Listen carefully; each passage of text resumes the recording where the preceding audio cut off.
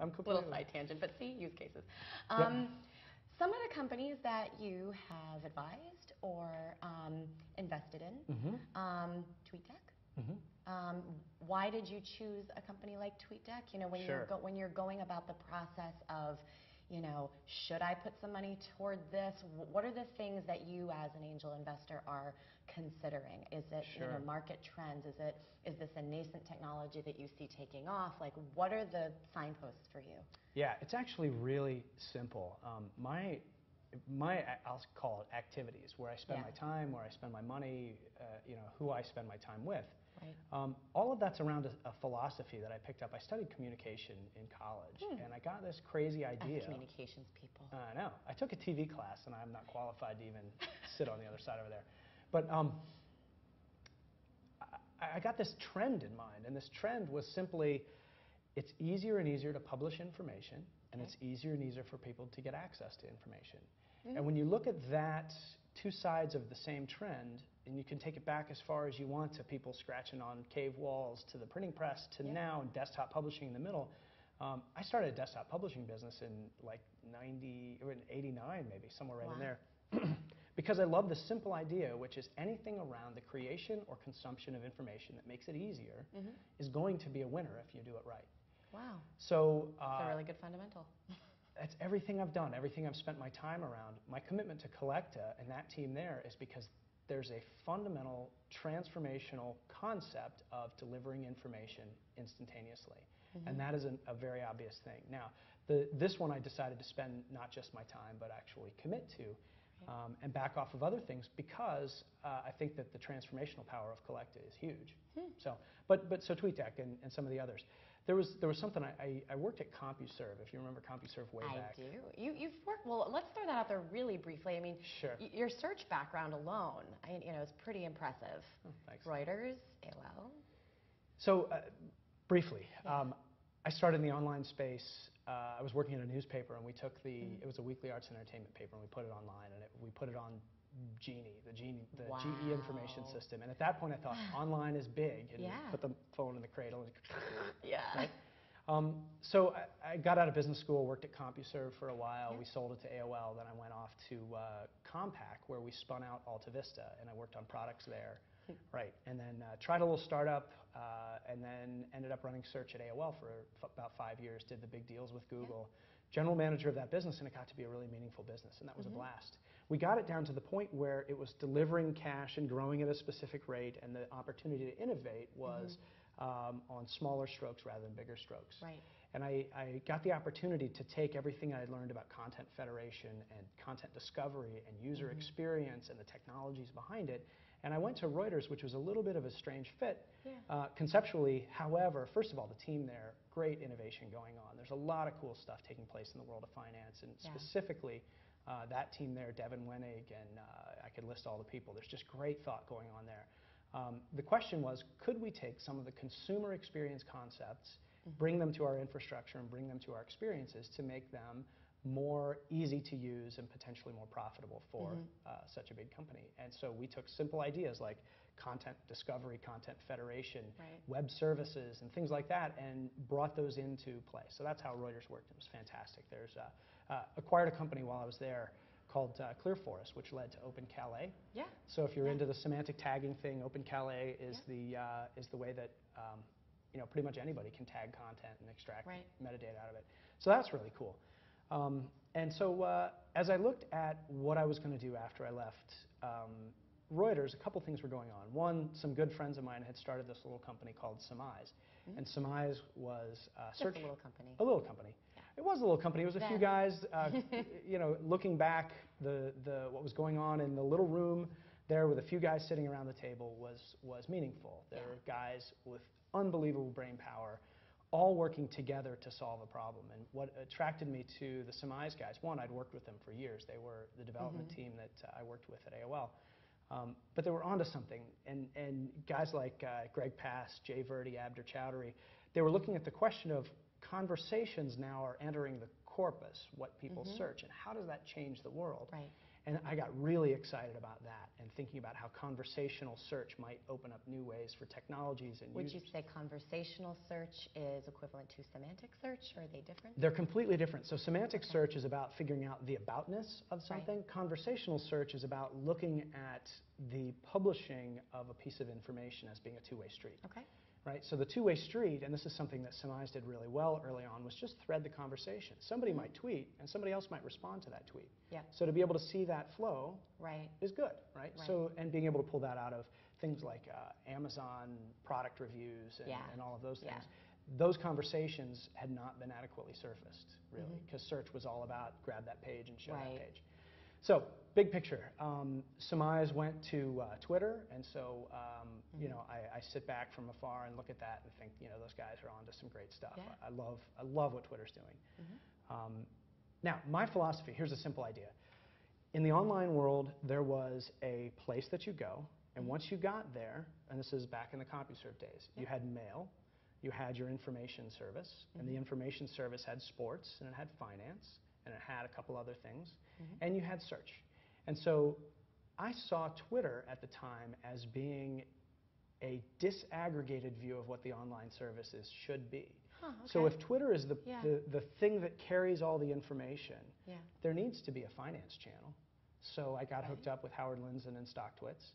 There needs to be a communication client, which was the thought behind getting involved in TweetDeck. There needs to be, you know, a couple other pieces of functionality. I think local is really interesting. I got involved with a company called Outside In, which is a fantastic company that's doing hyper-local. And so my whole philosophy in that investment time was on a thesis, which is if the world's not closed, which we know, you know, in between there, the Yahoo, Google, everything got to be really, you know, about the hub and spoke model. You go one place and branch back out. In the new world where you get all your information in this disaggregated bite-sized form, somebody's going to be making sense out of that along the natural lines. So that was my whole thing, and I got associated with John Borthwick and Andrew Weissman at BetaWorks, who think the world of those guys. They, you know, I couldn't have done and been involved in the things that I was without being involved with them. So a lot of props to those guys. I think that they, you know, in parallel and significantly with greater wood behind the arrow, got into the space and are doing great stuff. So, how do you, when you're looking to pull a team together or that sort of thing, how do you, I get this question all the time, how do you find the right people? Or if someone comes to you and says, I'm looking for a CFO, I'm looking for a blah, blah, blah, fill in the blank. You know, for you, it seems like some of it's coming from the gut. You know, you see people that are innovating in a certain way and it jives with you. But I mean, how do you find the right people for a team? This is actually a really personal answer, and I think it is the answer. I don't want to work with people that have bad motives, right? So if somebody's motives are to, because they're passionate about something, because when they wake up in the morning they're excited about something, even if I don't agree with them, I can find some way to be excited and support that. And especially in some cases, find a way to work really closely with that. And I don't always agree with the companies that I work with. But if there is a passion behind that, and it's a passion that I find valuable, I find it easy to work with people. I'll give an example. Well, Ian at TweetDeck, right? Ian loves TweetDeck. He really does. He built it because he wants it. I interviewed him at LaWeb. Hi, Ian, if you're watching. And yeah, the guy really loves it. He does, and that's it. That's all it took for me. So BetaWorks introduced me to Ian. I sat down with him for a few minutes and said, this guy is going to put every bit of his being into making this work. And so I just thought, that's easy. There are companies that are successful that are motivated by simply finding market arbitrage and other things, and I think that's great. That's just not where I feel comfortable spending my time. Howard Lindzen knows stock. That guy knows the financial markets, and he knows who moves in the financial markets, and when Howard was pulling something together, no-brainer, right? So that's it. And when I met the guys at Collecta, I want to take a second. These guys are rock stars because these guys are passionate about scaling and making efficient this information for instantaneous discovery. And Jack Moffitt and Christopher Zorn and Nathan Zorn, I could list the whole team. They probably want me to. Feel free. Okay, we want to know who these players are. No, wait, I better stop because everybody's going to come poach. If you want to know who the team is, go look at the site. Go ask Gerry Campbell. But so these guys, they were together as a team. The collective story is these guys were together as a team. They had built this infrastructure on this open source technology called XMPP. And XMPP is the open source standard that is parallel to the AIM instant messaging or any of the other instant messaging. But this standard has been morphed into something far more than just messages with, smileys and stuff. It's become the transport for us for carrying all kinds of messages, and that those messages could be a full blog post that we get pushed to us from the WordPress platform. It can be a full news story pushed to us from the Examiner. It can be a tweet. It can be a photo that we pull from somewhere. It can be any one of a ton of things. These guys were really excited about this technology and its potential to change the way information is delivered. And so as I met them, we spent time together. One, I found, these guys are smart. They're crazy smart.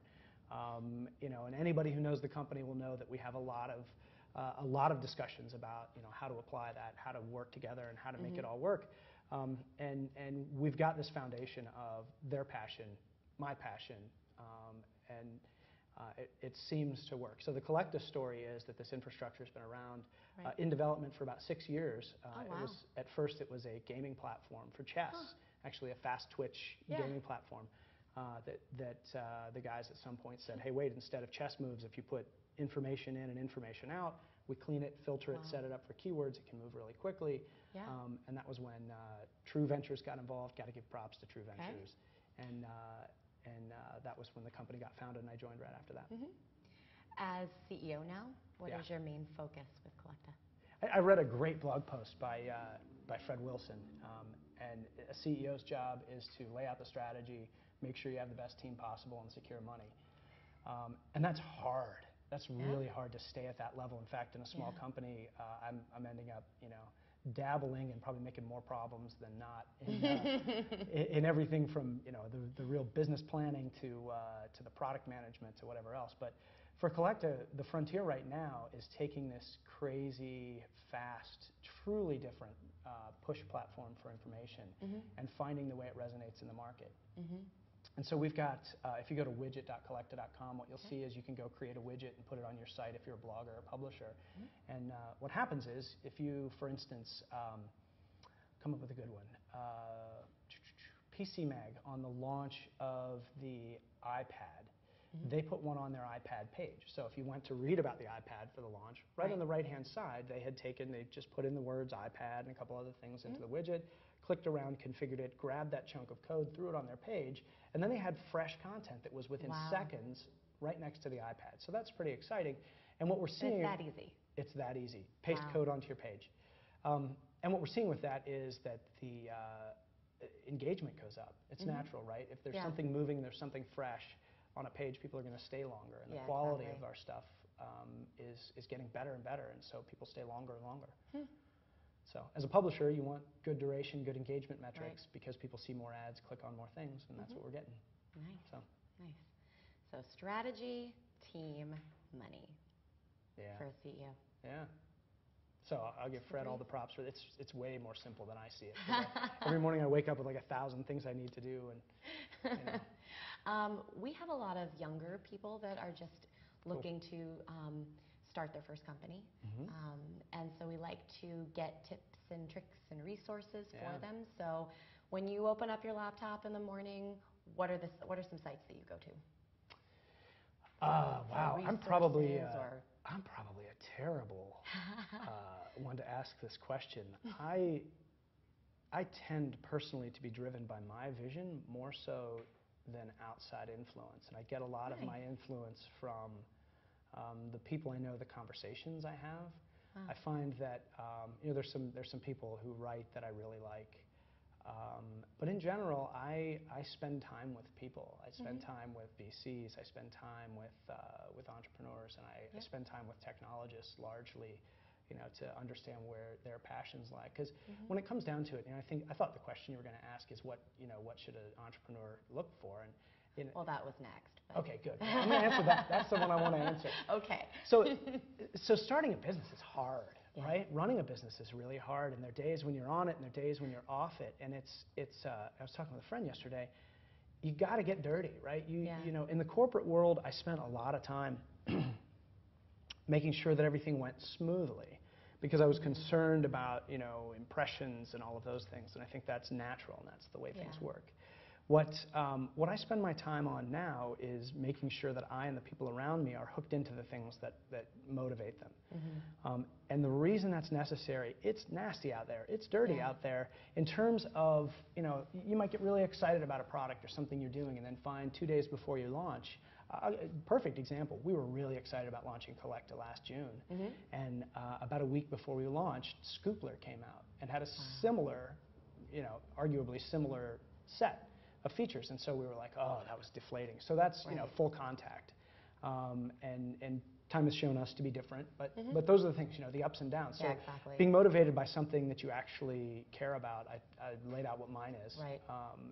I think that's, you know, that's it. But so my drive for new information is usually, you know, I'll have a conversation that sparks something and I'll go dig it up.